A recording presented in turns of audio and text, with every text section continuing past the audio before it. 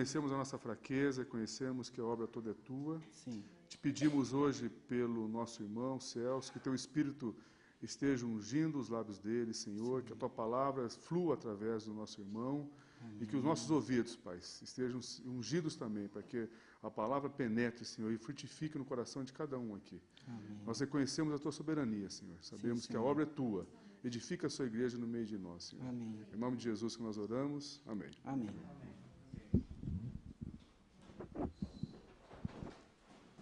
Irmãos, para mim é uma grande alegria poder estar com vocês.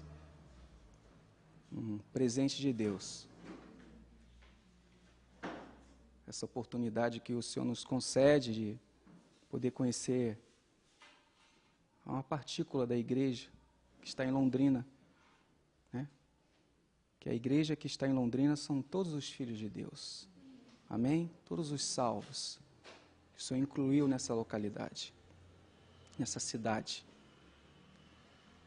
E eu louvo o Senhor pelo que o Senhor está fazendo na vida dos irmãos, da maneira como o Senhor vem conduzindo o assunto e outros assuntos. Então, que possamos ser pacientes e, passo a passo, seguindo com as pegadas do rebanho.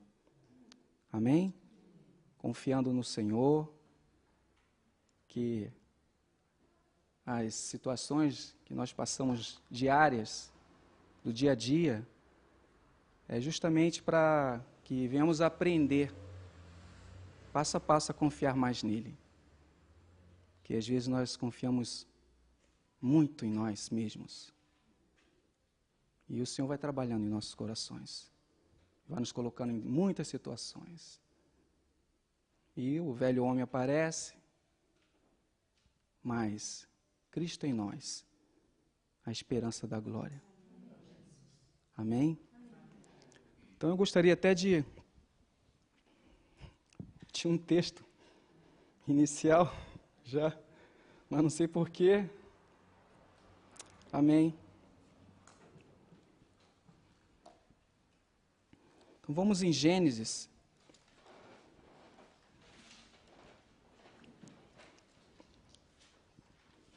Capítulo 33.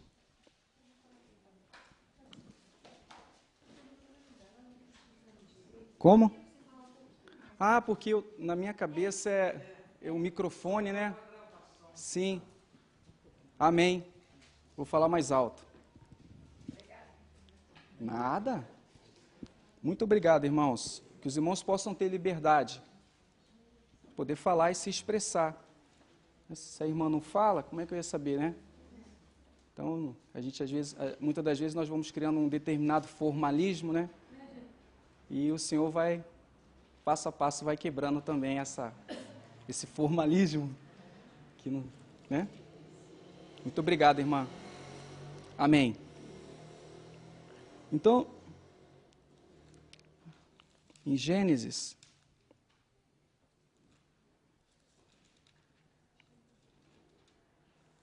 mas eu estou apanhando um pouco com essa escritura aqui, porque essa escritura é nova. Vocês estão acostumados com isso também, todos têm essa experiência, não tem? Então, a minha, de muitos anos, o meu menino, a gente mora na região dos Lagos, ele deixou na cidade de Cabo Frio, no último encontro que tivemos lá, até inclusive o irmão Ernest estava conosco, e na hora que eu estou viajando, eu estou vindo, cadê minha querida, minha companheira de tantos anos, assim, aí eu tive que vir com essa daqui, porque aquela ali parece que o dedo já entra, já vai... Mas amém. No capítulo 33, Jacó encontra-se com Esaú. Eu creio que todos os irmãos conhecem essa passagem. Amém?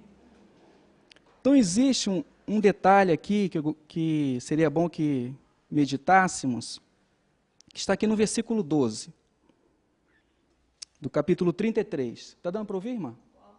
Tá? Gênesis, capítulo 33, 12.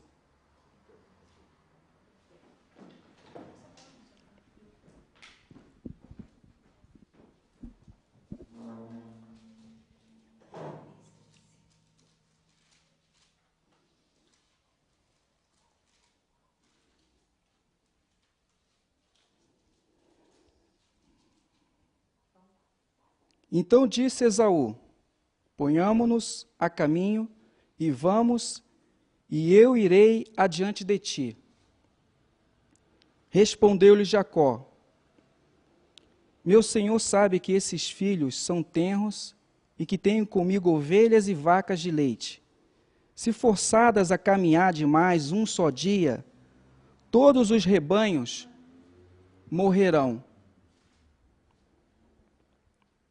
Passe meu senhor adiante de seu servo, e eu seguirei, conduzindo-os pouco a pouco, conforme o passo do gado que está diante de mim, e conforme o passo dos meninos, até que chegue a meu senhor em Seir.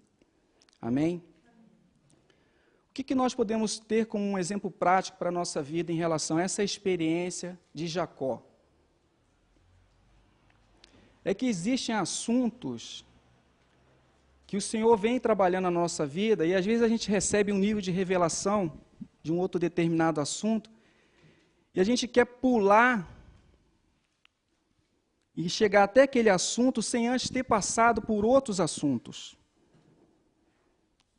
Então, a gente naquela euforia de quando recebe uma determinada revelação, e o Senhor vem descortinando nossos olhos, e nós começamos a nos apegar demais até a própria revelação. E começa a dar até mais ênfase e mais, assim, eu posso dizer assim, se volta mais para aquela revelação. A ponto, às vezes, de colocar até a própria revelação acima da pessoa do Senhor Jesus. É como aquela criança que ganha um brinquedo que ela tanto queria e quando ela recebe aquele brinquedo, fica com aquele brinquedinho e fica com aquele brinquedo e não larga aquele brinquedo para lugar nenhum, e às vezes tem um outro brinquedo do lado e ela nem sequer dá importância. Ou às vezes até na questão, quando a gente tem experiência com os nossos filhos em relação até ao próprio dinheiro. Às vezes uma nota é mais bonita e a outra é mais feia. E aquela nota mais bonita, o valor é inferior àquela que é até mais feia. E ela fica com aquela bonitinha. Então o Senhor vai trabalhando na nossa vida passo a passo. E se nós nos adiantarmos demais, isso já é uma experiência que a gente vem adquirindo já em outras ocasiões, vamos perdendo muito. E vêm os erros, começamos a cometer erros, às vezes ofendemos até mesmo os nossos irmãos, devido ao campo de visão que vamos alcançando. Às vezes aquele campo de visão, será que realmente já existe uma experiência real e prática na nossa vida, em relação àquilo que vemos recebendo? Será que a ótica que nós temos em determinados assuntos é a mesma ótica de Deus? Quantas das vezes nós julgamos determinadas situações e achamos que aquela situação que nós julgamos é como se fosse o próprio Senhor julgando? Não, é dessa maneira. Ou até coisas que criamos no passado e, se possível, até mataríamos, um perdão da palavra, entre aspas, né?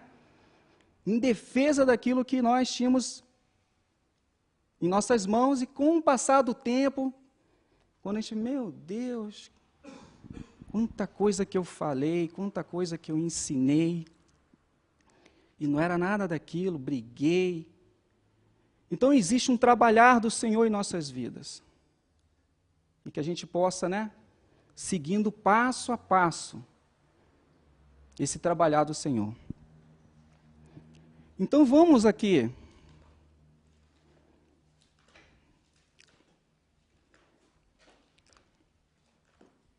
no livro de Mateus,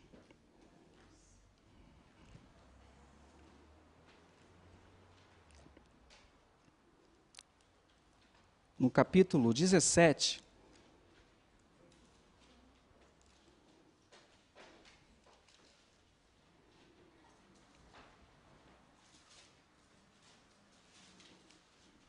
a transfiguração. Irmãos, uma pergunta: qual é o tempo do compartilhar? Irmãos, bem, vocês julguem segundo o vosso espírito também. Quando eu começar a ver alguém, para mim vai ser um grande sinal para encerrar.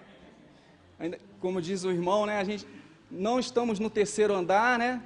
Não tem ninguém sentado sobre a beira de uma janela e possa cair de repente, né? E sofrer um trauma, como aconteceu com o Eutico, né? Então, nós estamos todos bem sentadinhos aqui. Então, espero que os de trás não comecem a sentir sono, né? Que o Senhor nos guarde. Então, nesse capítulo aqui da transfiguração, nós encontramos aqui 3 pessoas junto com o Senhor Jesus. Pedro, Tiago e João. E podemos ver que esses 3 homens também foram trabalhados pelo Senhor. Pedro, nós sabemos muito bem quem é Pedro. E confesso que nós temos muita coisa de Pedro. Muito. Apressados, muitas das vezes somos muito apressados. Os nossos pensamentos, julgamentos, racionalizamos muita coisa. E às vezes também pensamos algo e não é daquela maneira, e Pedro era aquela pessoa que se expunha e depois a gente via o que acontecia, e eu acho que podemos nos identificar muitas das vezes em relação a Pedro. Eu praticamente, eu quero dizer que eu me identifico muito com Pedro, eu tenho muito de Pedro em mim, e o Senhor tem que trabalhar muito na minha vida, às vezes o Senhor vai me mostrando. E João, às vezes, parece que é aquele discípulo amado que está do lado do Senhor, realmente, aquele discípulo que estava ao lado do Senhor, é aquele discípulo que estava mais perto do Senhor, que recostava ao peito do Senhor. Tanto que quando na cena da traição ali, né, da ceia, né, que o Senhor Jesus diz que alguém vai me trair, o Senhor Jesus fala para ele, né, mestre, quem vai te trair? Aquele que eu, né, dou um bocado, molhar e comer e dá para ele aquele ali. Então, João, de primeira mão, ele era o único daqueles todos ali que ele sabia. Por quê? Porque ele estava próximo do Senhor. Então, existe esse outro lado da realidade de nos aproximarmos da pessoa do Senhor. De aprender com ele, como Maria aos pés do Senhor, ouvia do Senhor também. Então, esse outro aspecto. Tiago, irmão de João, já era também aquela pessoa também que tinha um pouco de euforismo, e a gente sabe o que aconteceu com Tiago, né? Quando a mãe de João e Tiago vão até o Senhor Jesus e, por favor, coloque eles, que eles possam assentar à tua direita, isso não compete, se beber. Não, nós bebemos, de repente dá a impressão que Tiago foi aquele que até falou, não, eu posso beber, realmente vocês vão beber. E a gente sabe que Tiago bebeu mesmo, né? Que foi o primeiro, que perdeu a cabeça. Então, nessa experiência aqui, vamos ver o que acontece aqui. 6 dias depois, tomou Jesus consigo a Pedro, a Tiago e a João, irmão deste, e os levou em particular a um alto monte. E ali ele foi transfigurado diante deles. O seu rosto resplandeceu como o sol, e as suas vestes se tornaram brancas como a luz. Então lhe apareceram Moisés e Elias falando com ele. Pedro disse a Jesus, Senhor, bom é estarmos aqui. Se queres, façamos aqui 3 tabernáculos, um para ti, um para Moisés e um para Elias. Então aquela situação ali é a melhor de todas, né? Aqui você tem Moisés, aqui você tem Elias, agora você tem o Senhor Jesus transfigurado. Para que descer o monte? Vamos ficar por aqui. Por que devemos enfrentar as demais situações? Aqui está muito bom. Então, estando ele ainda a falar, uma nuvem luminosa os cobriu, e da nuvem saiu uma voz que dizia, Este é meu filho amado, em quem me comprazo. A ele escutai. Esse é um dos pontos que nos afeta intimamente. Ouve.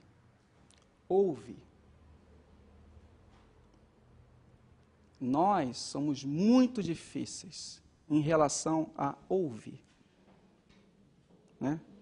Se estudarmos a vida do povo de Israel, e se formos ver todas as experiências daqueles homens no Antigo Testamento, nós vamos perceber que a maioria das vezes, toda a dificuldade que eles atravessaram e enfrentaram foi por causa da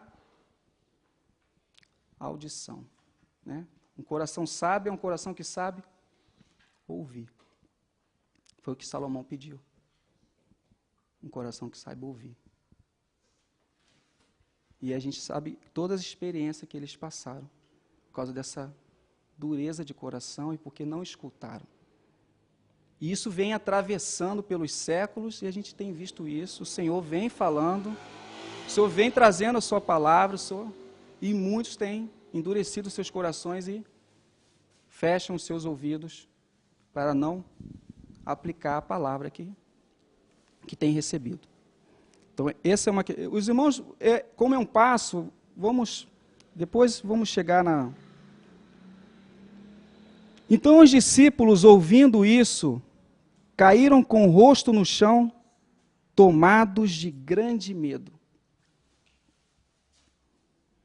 Aproximando-se Jesus, tocou-lhes e disse: levantai-vos e não tenhais... Eu pergunto para os irmãos, se alguém está no chão, prostrado no chão, e aqui a palavra diz que o Senhor Jesus o quê? Tocou-lhes. Como que o Senhor Jesus toca essas 3 pessoas que estão caídas no chão? Com os pés? É assim que ele toca? Ele vem, Pedro, João, Tiago, levanta aí. Agora, irmãos, tende em vosso pensamento. Deus encarnado, Jesus Cristo, transfigurado, qual é a postura que ele se utiliza nesse exato momento?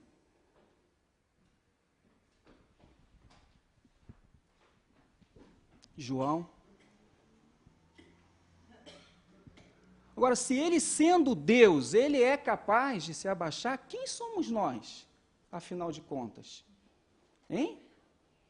Por que com tanta facilidade nós conseguimos tocar em nossos irmãos de uma maneira completamente diferente? Por que é tão fácil ferir com palavras, com gestos, se a pessoa própria do Senhor Jesus não age dessa maneira? Então, às vezes, podemos ter um conhecimento muito grande de cristologia acerca da pessoa do Senhor Jesus, acerca do Pai, da obra do Pai, do Filho, do Espírito Santo. Agora, qual é a realidade de vida que nós temos? É só aqui que a gente tem essa realidade? A realidade de vida é através das situações, as experiências que nós vamos passando, é que vai expressar a nossa medida que temos de Cristo. A gente tenta fugir das situações. Se você quer fugir, continue fugindo. O Senhor não nos violenta. Então, toda situação que passamos e a maneira como reagimos àquela situação, vamos aprendendo também com os nossos próprios, o quê? Erros. É como disse um irmão, vocês estão vendo esse cabelo branco todo, ele falando? Cada fio de cabelo branco desse aqui foi um erro cometido.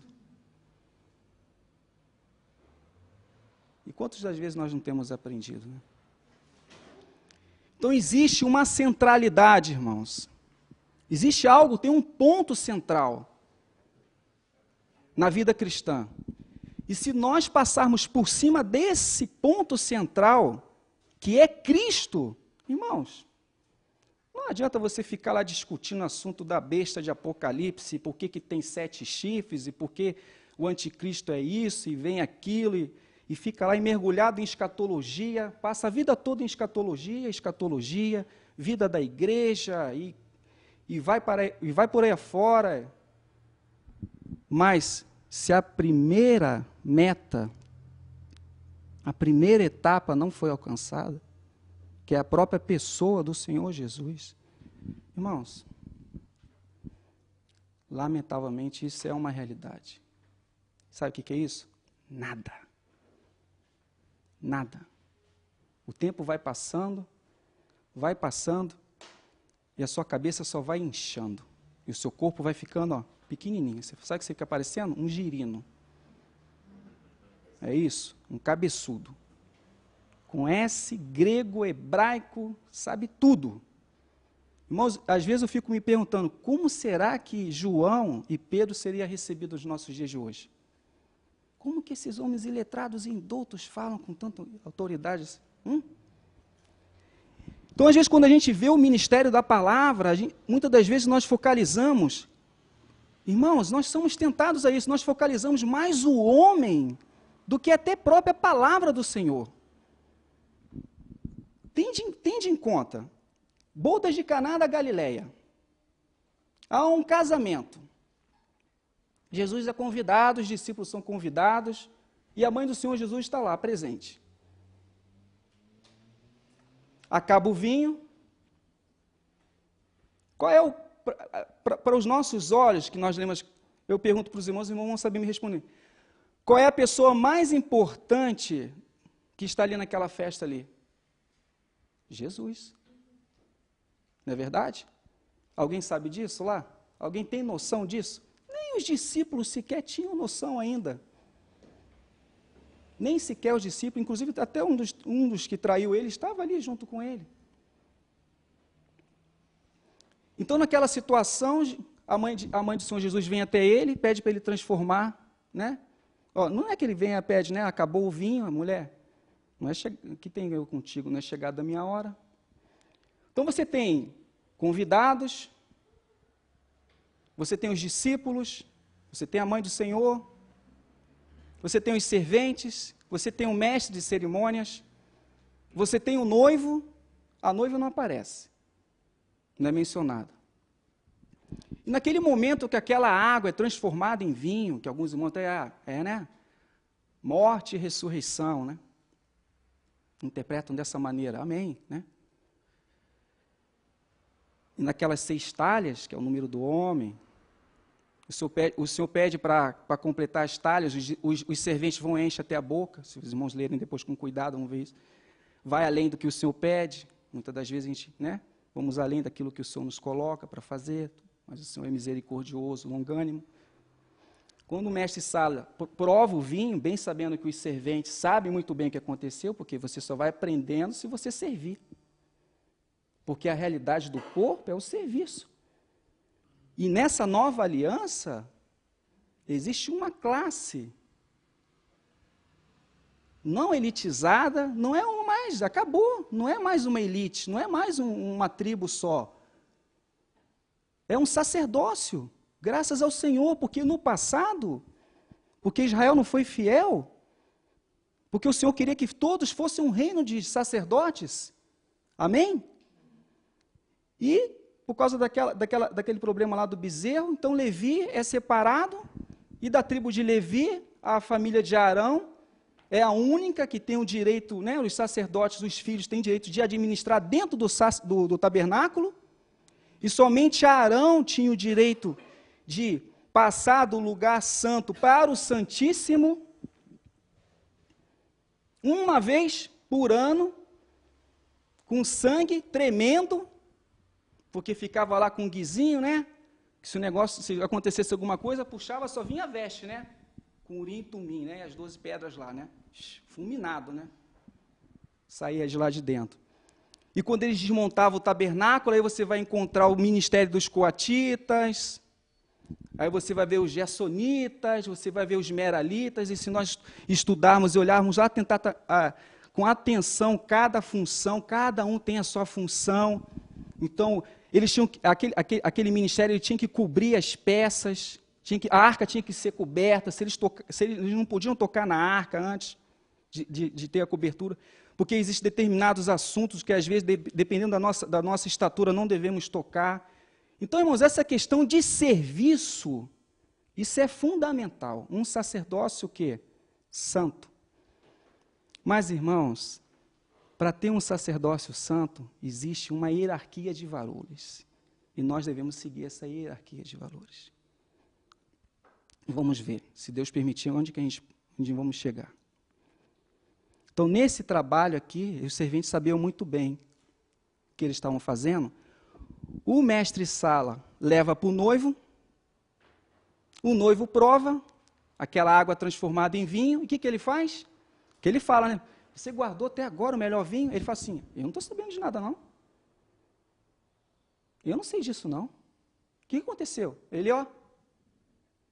Então, às vezes, nós somos tentados, aquilo que recebemos do Senhor, aquele depósito, que nós somos vasos de barro, e tomamos posse daquilo como se fosse nosso. Porque aquela água e vinho foi transformada, foi pelo Senhor Jesus. Então, se você é portador da palavra, se o Senhor tem te dado um encargo, não é você.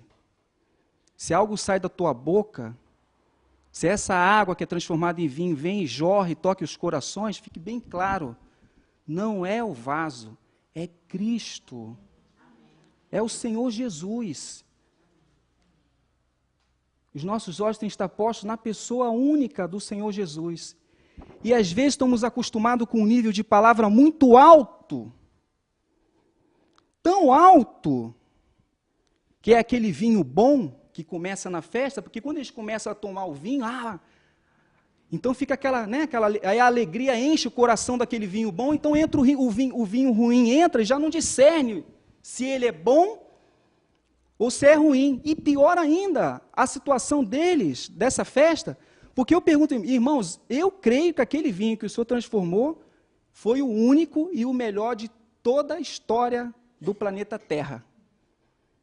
Acho que não tem Dom Perignon, como é que é? Eu não conheço de vinho, não. Os enólogos que devem conhecer muito bem isso aí. Acho que eu creio que e não discerniram sequer isso. Né? Esse é outro lado. Aí o Senhor vem, dispensa a sua palavra, de não tem mais, mas você está atingindo um padrão muito alto, né? Aí às vezes vem o ministério profético e vem para derrubar algumas estruturas, e você não entende, porque ainda falta, né? Porque o mestre, né? Deus deu para a igreja, Deus deu o quê? Ele deu os homens? Ele deu os dons. Aquilo que ele deu para o homem é para a igreja, não é para o homem. A obra não é do homem, a igreja não é do homem, não é o homem que edifica a igreja, não é o homem que faz a obra. Então, Deus deu o quê? Apóstolos, profetas, evangelistas, pastores, e ele sabe muito bem onde é que ele tem que colocar o mestre. E mestres, por isso que tem que ser o último lá. Visando o quê? Para que isso? O aperfeiçoamento de quem? Mas para que os santos são aperfeiçoados? Para quê? Para a obra do ministério. Então, esse é outro perigo que podemos correr. Então, quando eles caem diante do Senhor, e aquela postura do Senhor, eles levantam os olhos para cima, quem que eles veem? O que diz aqui? Erguendo eles os olhos, a ninguém viram, senão unicamente a mais ninguém. Mais ninguém viram. E essa foi a mesma experiência de João em Pátimos, para ganharmos tempo. Estava em Pátimos, teve aquela visão maravilhosa da pessoa do Senhor Jesus Cristo e caiu por terra como morto, e diz a palavra que o Senhor Jesus foi e tocou ele. Mais uma vez, o Senhor agora em uma posição ainda maior, com o corpo glorificado, de glória, assentado aos céus, né, no trono, e, mais uma vez abaixo, e deu a destra e tocou em João, que estava caído como morto. Irmãos, os irmãos estão entendendo? Amém, irmãos? A postura? Não temas, eu sou o primeiro e sou o último. E João realmente fraquejou muito. E quando a gente abre Apocalipse capítulo 5, e ele diante daquela cena lá, que ele vê que ninguém é digno de abrir o livro, nem olhar para ele, nem no céu, nem na terra, e nem... Aí ele começa a chorar. Ué, o que aconteceu, João? O que aconteceu? Isso revela a nossa estrutura. João já era um homem muito idoso. Mas olha só a posição, olha o amadurecimento. Irmãos, isso é algo que é trabalhado diariamente. E não é algo que você consegue de um dia para o outro. Como que João, você pode dizer, João, você está chorando por quê, João? Com toda a experiência, aquilo que vimos, ouvimos, tocamos, apalpamos, isso testificamos. Como que você começa a chorar? Você esqueceu que tem alguém que é digno de abrir o livro, que é o Senhor Jesus? Olha a estrutura, a nossa estrutura como pó. Olha Pedro, 14 anos.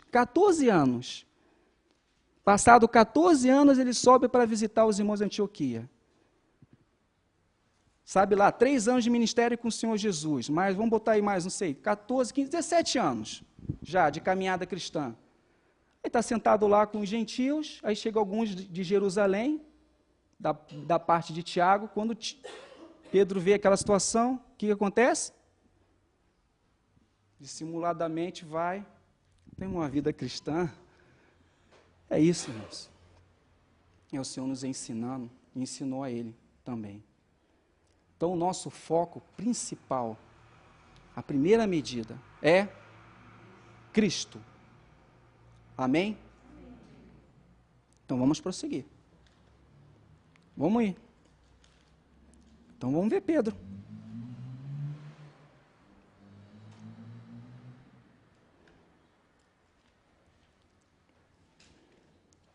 Primeira Pedro, capítulo 2.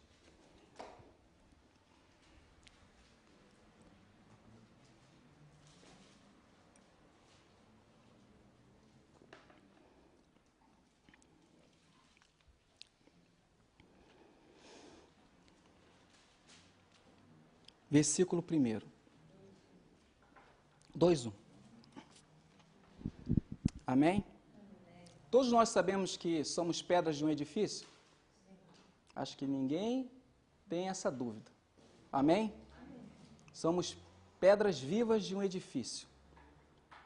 Mas acho que os irmãos já ouviram esse compartilhar, não sei se os irmãos já ouviram esse compartilhar, que na construção do templo do rei Salomão, lá em 1 Reis capítulo 6, quando as pedras começaram a ser colocadas no santuário, o que acontecia com aquelas pedras? Ali, naquele local ali, no santuário, não podia ter barulho. Não podia ter barulho de martelo, nem de talhadeira. Então, quando aquela pedra era trazida para a edificação do templo do rei Salomão, ela ia ser encaixada ali naquele edifício, naquele templo.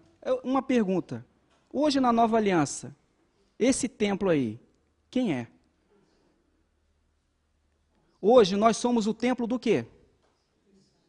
Do Espírito Santo. O Espírito Santo descia, a glória de Deus, o Shekhinah de Deus ali descia sobre a arca e tocava ali, estava no meio. Hoje o Espírito Santo está onde? Dentro de nós. Então nós somos o quê? Tabernáculos ambulantes. Né? O verbo, né? Aquela puxa que você traduziu, né? Estava lá o verbo o quê? Tabernáculo. Né? Se fez carne, ele tomou um tabernáculo. E nós hoje somos esse tabernáculo de Deus. Amém? Os irmãos têm a claridade disso. Correto? Então, aquelas pedras, quando elas não encaixavam no templo, o que acontecia? Volta para a pedreira. Volta para a pedreira, para se trabalhar lá. Sabe aquele irmão que é colocado do teu lado, que você não quer que ele fique do teu lado? Né? Dentro da patologia, por exemplo, eu gosto de citar muito esse exemplo. Vocês já ouviram falar nessa palavra íngua? Vai atrapalhar, né? Já ouviram falar nessa... É porque eu faço muitos gestos. Já ouviram falar nessa expressão íngua? Vulgarmente falando? Essa íngua lateral que aqui tem, ou essa aqui debaixo do braço. A minha esposa teve uma experiência muito, muito grande em relação a isso, eu pude ver essa realidade que o Senhor deixa para nós. Então, se você tem um ferimento, por que aquela íngua surgiu? Quem for da área de medicina, me ajude aí se eu estiver falando alguma coisa fora, por favor. Então, pode entrar uma bactéria ou um vírus, e aquela bactéria vem pela corrente sanguínea, e quando bate aqui no sistema linfático, então aqui trava, aquele negócio fica duro, incomoda, mas, se aqui não segurasse aquela bactériazinha. Aí porque aquela bactériazinha podia vir circulando e vai aonde? No coração, miocardite ou endocardite, tchau, como diz outro, e bênção. Aí você fala, aquele irmão é uma íngua. Aquele irmão é uma íngua.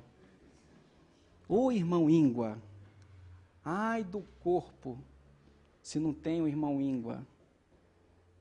Ai do corpo, se não tem, né? Aquele irmão abacaxi, o cactus, que está do teu lado. Aí você começa a ferir, você quer encaixar, não adianta, irmão, não adianta gritar, fazer barulho, volta para a pedreira. E o Senhor vai trabalhando, vai talhando e vai quebrando. Para que depois vai encaixando. E como é que é o encaixe desse edifício? Qual é o fundamento desse edifício? Qual é a pedra principal desse edifício? Cristo. Olha só, irmãos, a pedra fundamental é Cristo. E às vezes nós olhamos para um lado que pensamos que a posição da obra ou daqueles que o Senhor tem dado alguma coisa está lá em cima, aquela posição piramidal. Irmãos, não tem nada a ver, irmãos, é a pirâmide invertida. São servos para colocar no corpo para servir. Se Cristo, sendo o que foi, serviu, quem somos nós? Né? Considerando uns aos outros o quê?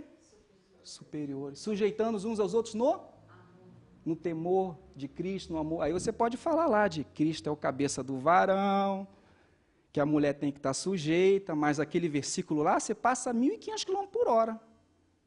Né? Você acha que começa ali naquele capítulo ali. Que a gente vai lendo, porque os capítulos são amém, glória a Deus para o capítulo, mas às vezes existe, tem que ver o contexto e o texto. Um texto sem contexto é vocês sabem muito bem disso, um grande pretexto. Né? Exegese bíblica, todo aquele cuidado, porque tem toda essa confusão aí, versículos para cá e para lá. Então, se Cristo, que é a pedra fundamental, que é a base, e as outras pedras vão sendo colocadas o quê? Sobre? Irmãos, o Senhor Jesus nos sustenta, irmãos. E nós vamos sendo o quê? Colocados sobre Ele. E outra pedra vem sobre, você sustenta o irmão que está sobre você. Ele sustenta outro. Ele sustenta outro. É claro que os que estão mais baixos vão sofrer um peso maior do que os que estão por cima. Mas é maturidade cristã. Amém? E se a pedra não encaixa, volta para lá. Aí quando as pedras são colocadas lá naquele edifício, vem as tábuas de cedro para esconder as pedras. Não é para a gente aparecer, irmãos, a gente quer aparecer. Não tem jeito. Mas o Senhor coloca, né, o cedro, né, a madeira que tipifica a natureza humana, vem, né, por fora, e o que ele cobre? De ouro. Que é a glória de Deus, é a glória de Deus que tem que aparecer. Não somos nós. Amém? Então, existe uma hierarquia de valores, e nós não podemos ultrapassar essa hierarquia de valores que Deus estabeleceu na sua palavra. Amém? Então, o ponto fundamental, crucial da nossa vida cristã é Cristo. Cristo como cabeça da igreja. Amém? É claro que a gente não vai anular também agora o corpo. Aí fala muito da cabeça, da cabeça, da cabeça, da cabeça, da cabeça. Mas, vocês vão estar me entendendo? Mas a cabeça tem um corpo. Aí tem o corpo. Por isso que quando você estuda o livro de Colossenses, porque cronologicamente aqueles irmãos conhecem, sabem que Colossenses e Efésios foram escritos simultaneamente, mas só que Colossenses foi uma diferença de tempo superior a Efésios. Porque para Paulo, primeiro, ele escreve que Colossenses, a realidade de Colossenses é Cristo como cabeça. E Efésios É Cristo como corpo da igreja. Então você acha que a carta aos Efésios é uma realidade, é uma coisa tremenda, e é mesmo. Mas não conhece nada em relação à cabeça. Mas em relação ao corpo, à igreja, nossa, mas aperta um pouquinho. Dá só uma cutucadinha, para você ver toda aquela revelação que adquiriu. Todo aquele conhecimento, para ver se vai ter uma praticidade mesmo. Aí você vai ver. E a gente percebe, irmãos. Não adianta, a gente tenta esconder mais cedo ou mais tarde. E às vezes a gente quer fugir também. Queremos nos isolar, não quer, né? Ninguém nos conhece tão bem como as nossas esposas. A minha esposa me conhece muito bem. Ela convive comigo quase 24 horas por dia, né? Meus filhos. Não é verdade? Já pensou se colocasse uma câmera para nos filmar? Como aquela ali que está assim. Hein? Aí, aquela câmera escondida. Você não sabe que está sendo filmado. Aí um dia você chega na reunião, está todo mundo sentado aqui, irmãos. Eu tenho aqui várias fitas de vídeo de todos vocês. Foram uma semana de vídeo filmado. E agora todos nós vamos ver, passo a passo, algumas coisas. Oh, meu Deus!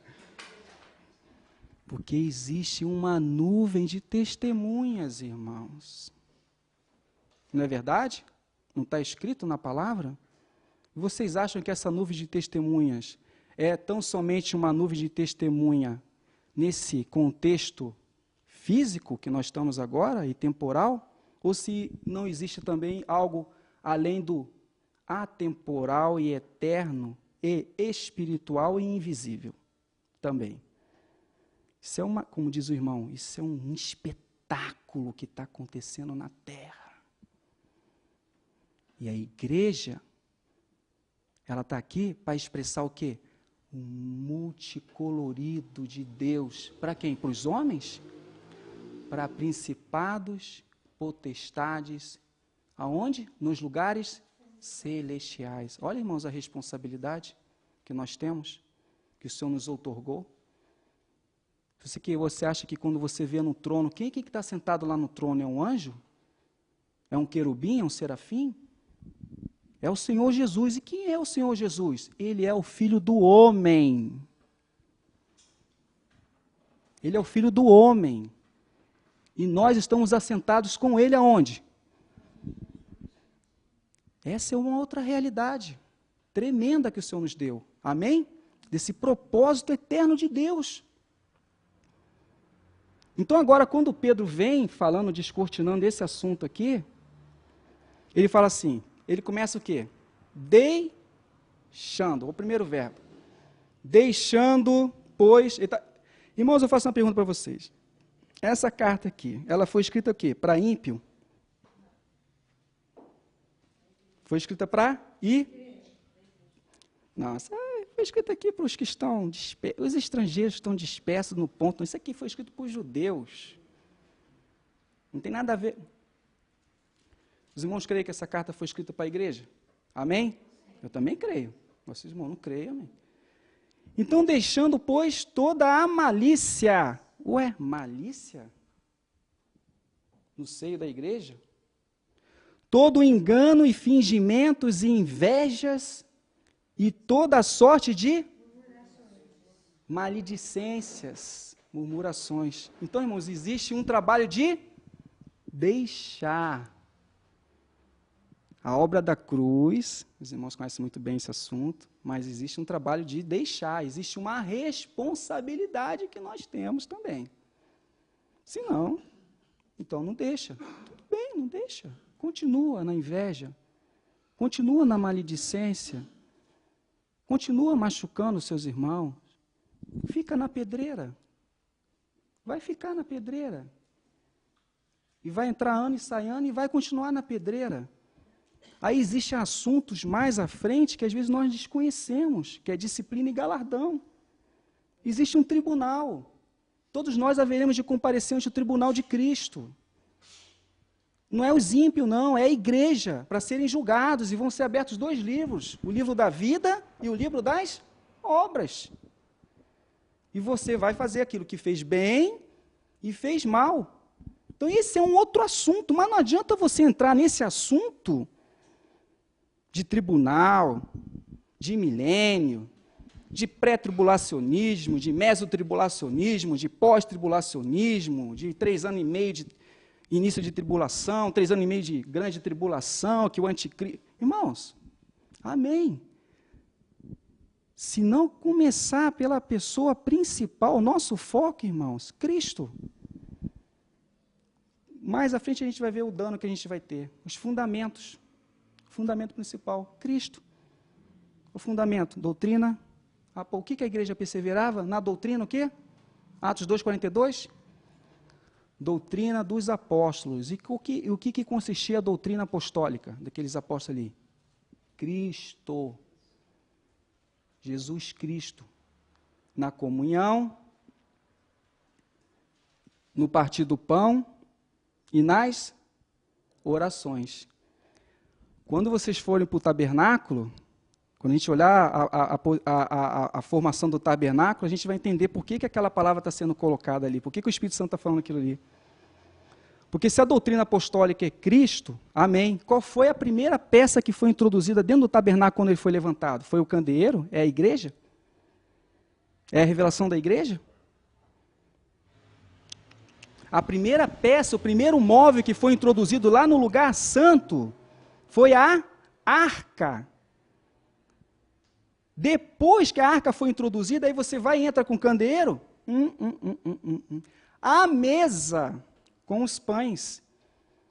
Porque a realidade do meu conhecimento em relação à pessoa do Senhor Jesus, da minha intimidade com Ele, vai revelar a minha comunhão. Então a igreja persevera na doutrina apostólica, na comunhão, busca aquela realidade tremenda que havia ali em Jerusalém, aqueles poderes, né, eles davam com poder testemunho da ressurreição de Cristo, os apóstolos davam.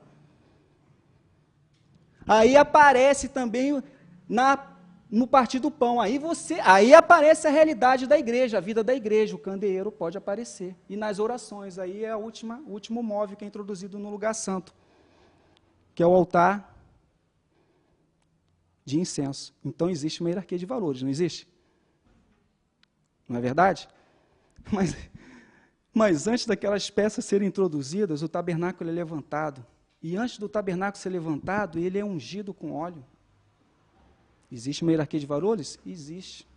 Unção. E a unção toca o tabernáculo, a unção toca aqueles móveis, depois vai tocar o sumo sacerdote, toca os filhos de Arão, a unção, o óleo da unção derramada, tudo, certo? Acaba por aí. Aí entra o sangue da consagração. Aí o sangue toca onde? No olho? É a visão? Lóbulo da orelha direita. Depois toca no polegar direito da mão. Você quer servir o Senhor, mas não ouve, mas quer servir. Depois toca o pé. Não, você quer andar primeiro na presença do Senhor, mas primeiro aquela realidade de ouvir. Porque tudo aquilo que Cristo conquistou na cruz, a gente canta isso, é direito nosso. Amém? Então, aquilo que Cristo conquistou na cruz e depois da sua ressurreição e ascensão, o Espírito Santo trouxe o quê? Para dentro de nós, e o sangue da aspersão veio essa realidade. Então, é a unção do Senhor, transbordada de vida, do trabalho do Espírito Santo em nós. Então, tem que haver uma renúncia, não é? Tem que haver o negar a si mesmo. Quer vir após mim? Negue-se o quê? Mas, às vezes, isso está na nossa mente, irmãos. E o Senhor não quer isso. Só que o Senhor deseja, o Espírito Santo está trabalhando em nós para nos ensinar em toda verdade. Amém? Para que isso seja prático na nossa vida. Aí é toda aquela realidade, por isso que a igreja crescia, era Deus que acrescentava a igreja, não era o homem que acrescentava. Ela caía na graça, e Deus ia acrescentando. Mas por quê? Porque eles tinham vida. E hoje, esse cristianismo que está hoje aí, irmãos, tem misericórdia. Tem misericórdia de mim, Senhor. Vós sois a luz do mundo, disse o Senhor Jesus. Não se esconde, né, a candeia debaixo da cama. E essa luz é para ser manifestada para onde? Para os homens, para a glória de Deus, que está nos céus. Então aqui existe um deixar primeiro, para depois desejai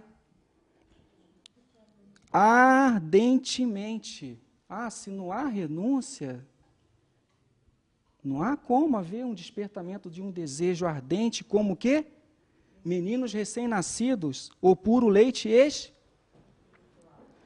para por ele crescerdes para o quê?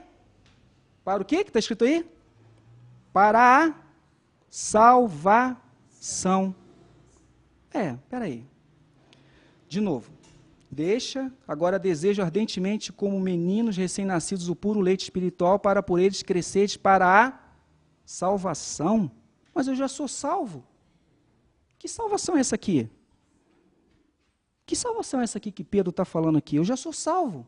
Eu recebi o Espírito Santo de Deus, eu sou salvo. Amém. Nós somos salvos mesmo. Amém? Nada pode tirar nossa salvação. Nada. Impossível. Depois que o óleo caía sobre a cabeça do sumo sacerdote, que é a figura do Espírito Santo, e caía também sobre a cabeça dos filhos de Arão, não precisava mais consagrar eles. Eles já estavam aptos para o serviço sacerdotal. Não precisava mais derrubar óleo sobre eles. Nem sobre o tabernáculo, porque aquilo foi e acabou o óleo da unção, não entra mais. Só se morresse, agora entrava mais um dos filhos de Arão, como aconteceu com aqueles 2 filhos de Arão, então agora eles vão ser consagrados, o óleo cai sobre a cabeça e a realidade do sangue entra mesmo, porque vai poder ouvir, vai saber como funcionar e vai saber como andar na presença de Deus. Mas a unção do Espírito Santo, nós estamos aonde o quê? Na época do quê? Na era do quê? Na dispensação do quê? Da graça. E quem é o operador dessa, que está atuando? A obra agora é de quem? Do Espírito Santo de Deus. Amém? Então essa salvação aqui é a salvação da nossa alma, não do nosso espírito. Eu quero, eu faço, eu penso, eu sou o que sou, não é o Senhor, não. Então agora vem um operar de Deus, né? Desde o átrio exterior, até o lugar santo, até o Santíssimo, né? Corpo, alma, e mais profundo nosso coração, espírito. E graças a Deus que o véu do tempo se rasgou. Amém? Então, nós agora temos livre acesso a Deus por intermédio do nosso Senhor Jesus Cristo. Mas existe um trabalho. Deseja. Você não quer deixar? Então, não há como desejar. Por que você não deseja? Porque tem alguma coisa que está impedindo você de desejar. Esse envolvimento, esse corre-corre, desenfreado. Se a TV é de 20, tem que ser de 29. Se não é de 29, ela tem que ser de plasma. Celular de R$1, tá doido, tem que ser de R$1.500. Isso é só um exemplo, assim, até muito ridículo, me perdoem, até, né? Existem coisas piores. Então, não deseja, você não consegue ter prazer de ler a palavra, de orar ao Senhor. Quando você dobra o joelho, você coloca o cotovelo em cima da cama, a única coisa que você sente é o cotovelo. Aí você acha que a expressão máxima da igreja são aquelas 2 horas que você tem naquele dia, no domingo. Aí você passa segunda, terça, quarta, quinta, sexta e sábado, não colhe o maná, e quer colher o maná todo no domingo. Porque a vida prática é aquele maná diário, que tinha que ser colhido. Se você colhesse demais para outro dia, ele estraga. Não é verdade? Então não há uma prática, não há uma vida cristã equilibrada. Não há uma vida cristã normal, como o irmão Christian fala, até sabiamente, eu gostei daquela. Ele falou assim, eu não me esqueço dessa expressão dele. Irmão, você sabe quem são os vencedores? Eu fiquei ruim, o que ele vai falar? Os vencedores são os cristãos que têm uma vida cristã normal. Esses são os vencedores. Amém? Eu falei, é verdade, é isso mesmo. Né? São os super-homens, não, que tem uma vida cristã normal. Aí chega no domingo, poxa, que reunião xoxa, não tem nada, que negócio ruim. Mas, e você? O que é que está acontecendo? Será que não é você? E o funcionamento do corpo e os membros? É porque só tem uma pessoa funcionando também? Por outro lado, todo mundo fica acomodado. Pronto, é muito mais fácil ficar batendo palma, mas o Senhor colocou membros num corpo para funcionar. O Senhor não colocou uma elite. Amém, irmãos? Deus não estabeleceu uma elite. Deus deu dons para todos funcionarem no corpo. O que acontece se um corpo funciona só 10 ou 20%? Ele está onde?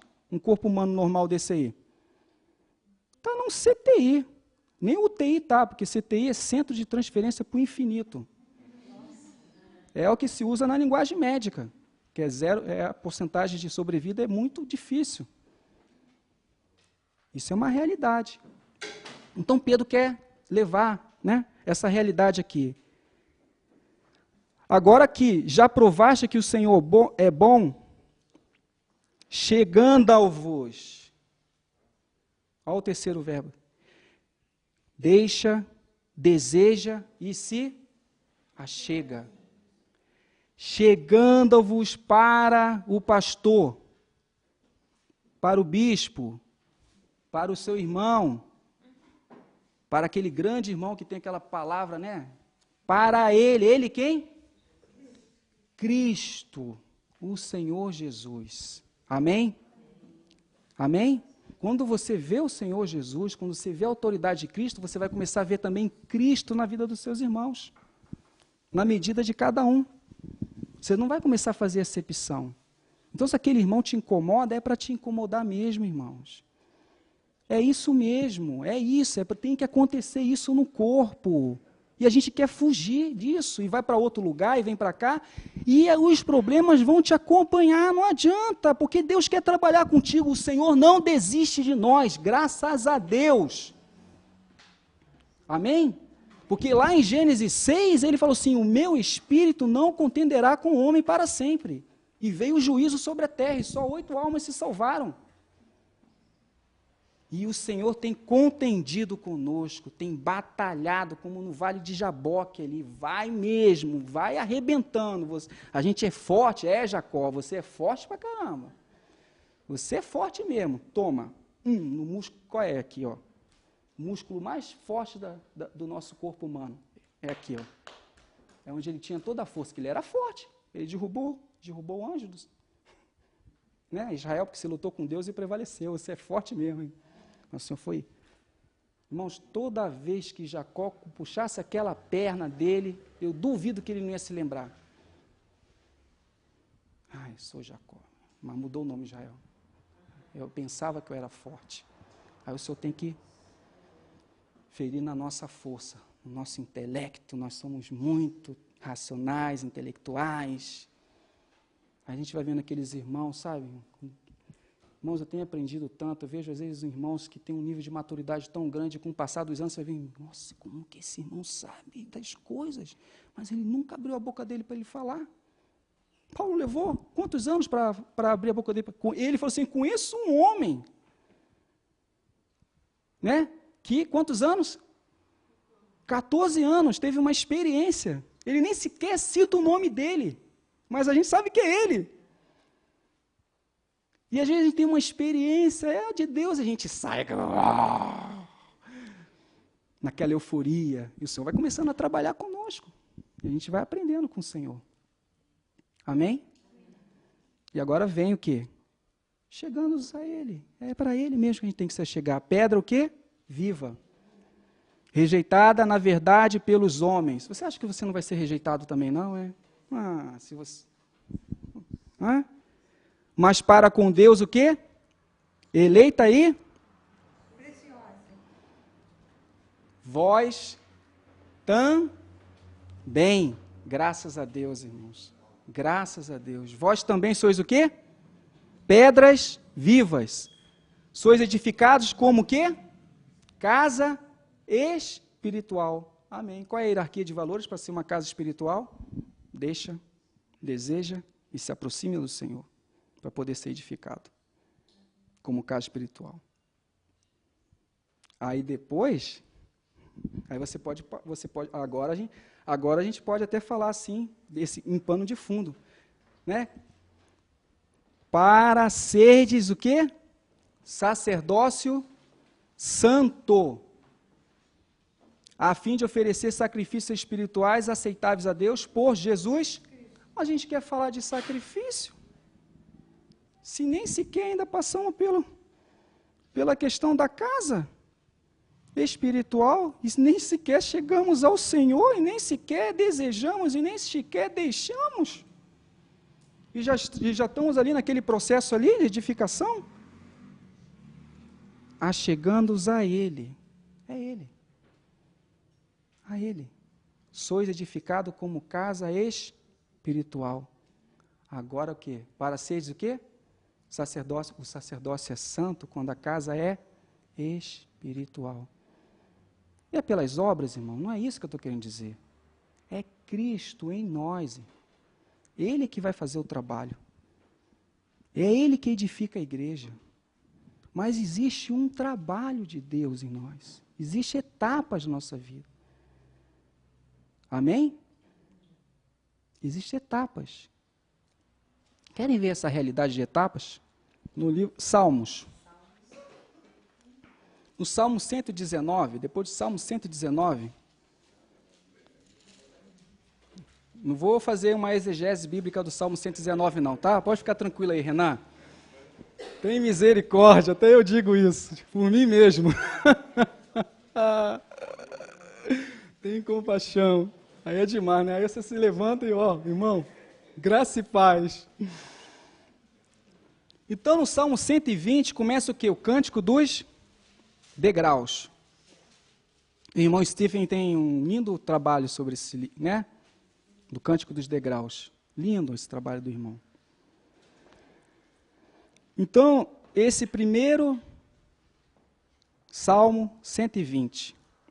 Então começa a jornada do povo de Israel para ir até Jerusalém para adorar o Senhor. Então, naqueles 15 degraus de ascensão, para chegar até a entrada do santuário. Então, cada degrau, Salmo 120, Salmo 121, 122, 23. Agora, irmãos, são 15 degraus. Vamos ver os 3 últimos degraus desse salmo. Salmo 132. Amém? Que é o antepenúltimo, o famoso Salmo 133, que a gente tanto gosta de recitar, não é verdade? Ah, que realidade, né? E o Salmo 134. Irmão, sabe por que não existe essa realidade nas nossas vidas do Salmo 133?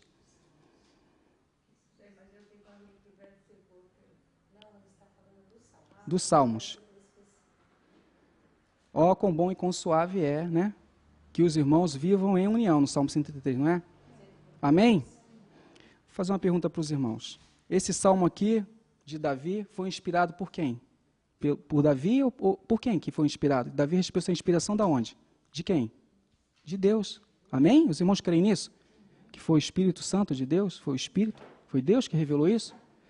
Então, quando Davi, inspirado pelo Espírito, declama aqui nesse primeiro verso assim,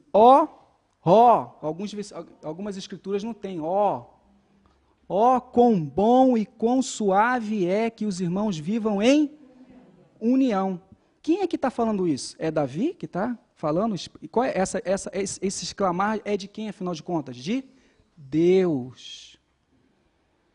É como óleo precioso, né? O óleo tem que tocar primeiro, né? Mesmo, né? O óleo não tem que tocar, né? Toca a cabeça. Depois nós vamos passar por essa questão aí. Mas sabe por que isso aqui não é uma realidade nas nossas vidas? Porque tem o Salmo 132, irmãos, que é o antepenúltimo. E sabe do que o Salmo 132 fala? Sobre o quê? Vamos ler o primeiro versículo. Lembra-te, ó Senhor, de Davi, de todas as suas aflições. Ele jurou ao Senhor e fez votos ao poderoso Jacó, dizendo: não entrarei na casa em que habito, nem subirei ao leito em que durmo. Não darei sono aos meus olhos, nem repouso às minhas pálpebras, enquanto não achar lugar para uma morada para o poderoso de... Só até aí. Sabe o que é isso aqui? Casa. Casa espiritual. Que casa é essa que está sendo edificada nessa nova aliança? Nós. Por que a realidade do Salmo 133 não é uma realidade, afinal? Que é uma realidade, mas essa realidade não é uma realidade. Porque não existe a realidade do 132. E como é que essa casa ela é edificada?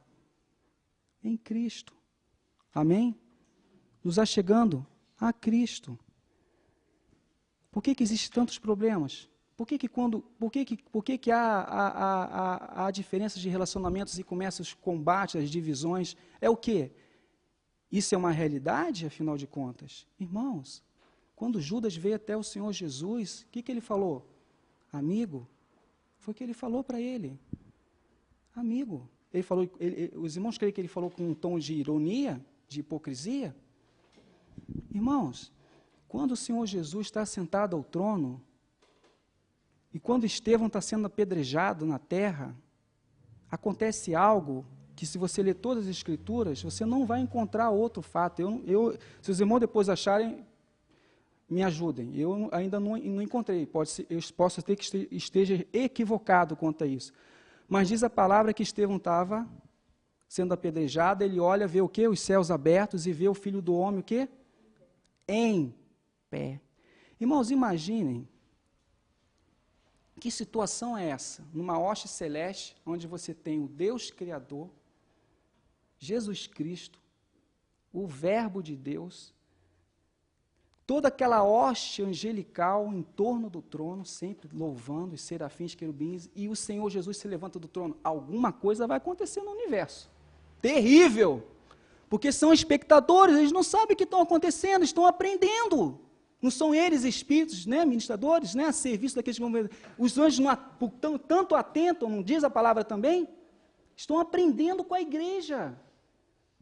A manifestação do Filho de Deus, Cristo, na vida dos irmãos. Isso é um mistério que está sendo revelado, que estava oculto e que agora está na igreja. Nós somos que vasos de barro com um depósito tremendo, um tesouro. Cristo, insondável. Não tem o que é insondável? Não tem. Toda eternidade não é suficiente para conhecer Deus. Porque se fosse suficiente, Deus deixaria de ser Deus. Mais e mais, Deus, por isso que aqueles serafins, eles ficam cantando diante, né? Santo, santo, e vai entrando, e não enjoa, não tem como enjoar, a gente enjoa, se a gente fosse ficar 1 hora falando isso, porque é uma realidade que eles vão adentrando, não tem, cada vez se torna mais novo e vão aprendendo mais e mais de Deus. E o Senhor Jesus se coloca de pé, aquela atenção para quê? Para receber Estevão.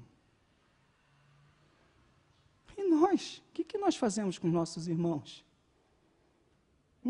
O que é que nós temos aprendido em realidade? Então, quando você pega o trabalho do irmão, desculpe citar de novo esse irmão, eu não sei porquê, eu não gosto de citar vários, mas hoje eu citei até alguns nomes. O irmão Stephen, por exemplo, que eu tenho vários escritos, mas, por exemplo, você vê lá aquela vida de um irmão que tem 92 anos de idade, ou 96 agora, não sei, vendo Cristo no Novo Testamento. Aí você vai e pega, aí olha o prefácio lá, você vai ver Hebreus, que é um livro, né? Você vai logo, né? Tem gente que gosta de Hebreus. Tantas páginas. Eu particularmente, falei assim, deixa eu ver qual foi o assunto que ele gastou mais páginas. Aí fui somando. Primeira epístola de João, segunda epístola de João, que é a menor de todas, mais do que Hebreus, terceira epístola de João. Ué, o que é isso? Era para ele falar mais nesse assunto. Por quê? Aí eu vou ler. Qual é o tópico central? Relacionamento entre irmãos. Que era a problemada toda que aconteceu no passado e é onde o diabo continua trabalhando para dividir a igreja. Foi o que aconteceu em Corinto, aconteceu nas igrejas, nas 7 igrejas da Ásia, né? Aconteceu com Laodiceia, É isso. Por quê? Quando experimentamos a Cristo, toda a realidade começa a ser prática, evidenciada. Os problemas, existem problemas? Sim, uma igreja normal é uma igreja que tem problemas. Se não tem problema, está debaixo de uma normalidade. Tem que ter alguma coisa. E o Senhor vai trabalhando em nós. Amém? Então, essa casa aqui, ela tem que ser trabalhada. Essa casa é espiritual. Amém? Por causa de Cristo. Então, que amanhã nós possamos dar continuidade ao assunto, se Deus permitir. Amém? Os irmãos têm algum comentário a fazer? Os irmãos... Estou disposto também a ser ajudado também. Os irmãos têm toda a liberdade. Amém?